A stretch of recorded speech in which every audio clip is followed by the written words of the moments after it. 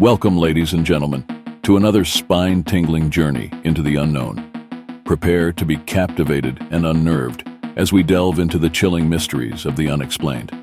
Today, we're about to embark on a journey that will send shivers down your spine.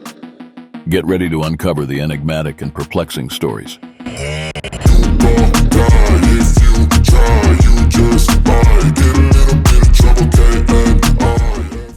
Number 5.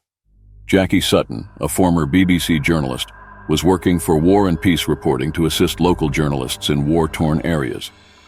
On a flight from London to Turkey in October 2015, the 50-year-old Jackie Sutton arrived at around 10 p.m. Her next flight to Erbil, Iraq, was scheduled to depart at 12:15 a.m.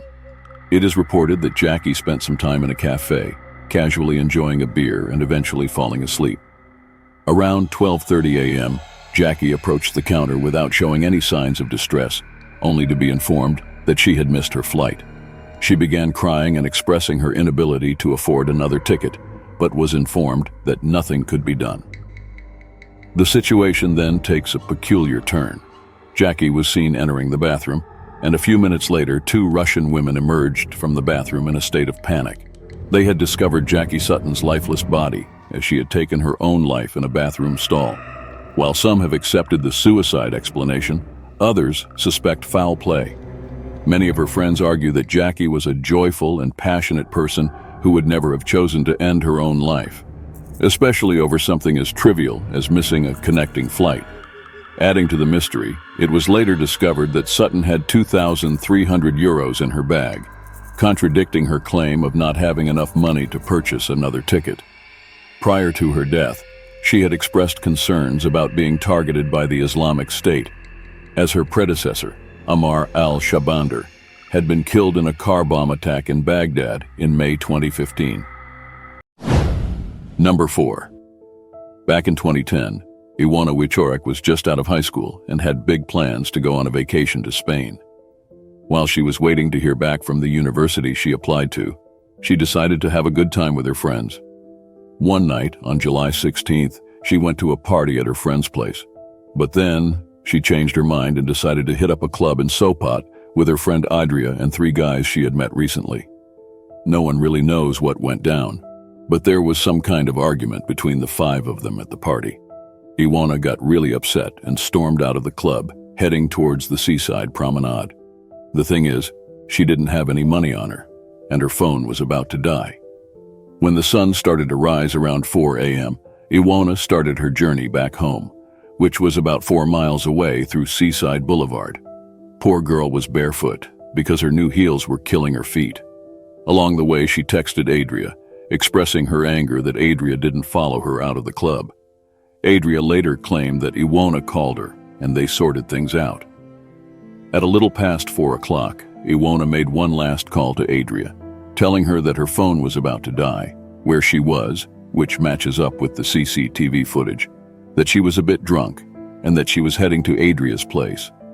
She didn't want to show up at Adria's house wasted, but Adria assured her that her parents weren't home, and she'd leave the keys outside for Iana. Adria was almost at her house when she was talking to Iana, and she was passing by Iwana's apartment. Apparently, Iwana's stepdad overheard their conversation, because Adria had the phone on speaker. Surveillance footage from Jelitkowo Beach showed Iana walking, and there was some guy in a plaid shirt walking behind her with a towel on his shoulder. But investigators are pretty sure that this guy had nothing to do with her disappearance. It seems like Iana probably made it to her neighborhood, but she never reached Adria or her house.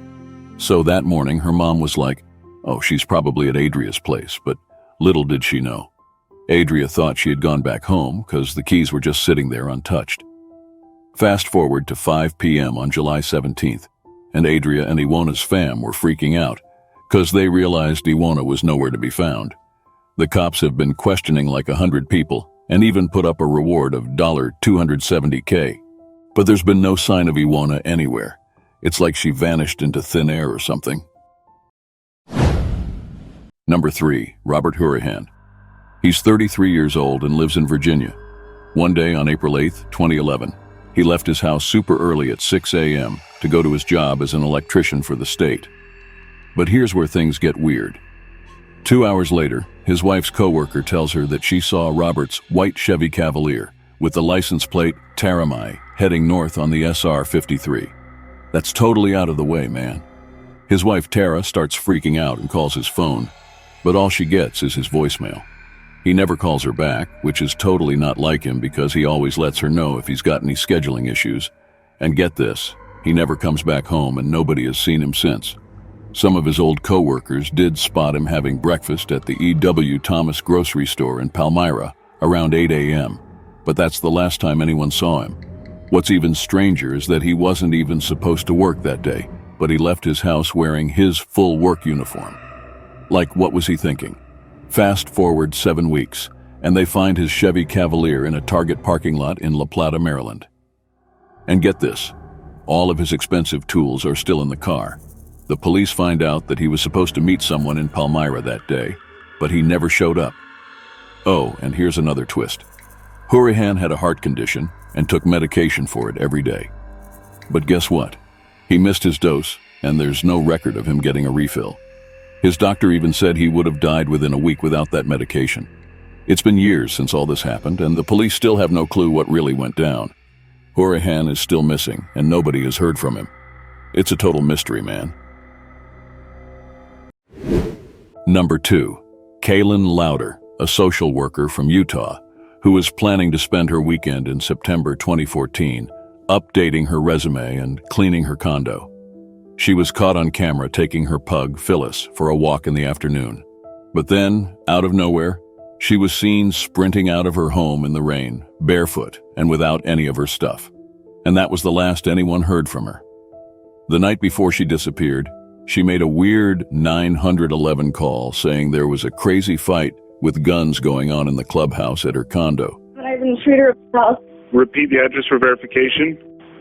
They're stealing from my house. Okay, say your address one more time. I'm having a hard time hearing you. Get the out of my house. But when the cops showed up, it was just a chill wedding reception.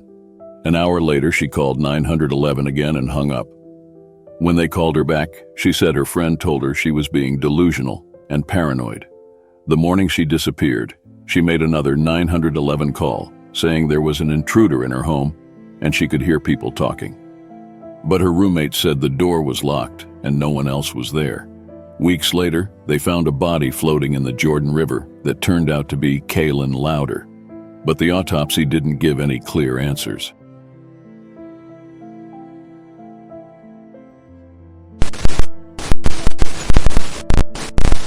Number 1. Brandon Lawson. He was a 26-year-old dad from Texas. One night in August 2013, he ran out of gas near Bronte, Texas, and started walking in the fields by Highway 277. He called 911 and was freaking out, saying something about guys chasing him and his truck running out of gas. He sounded super scared and asked for the cops to come. But after that call, nobody knows what happened to him. No one's seen any activity on his phone or bank accounts since that night.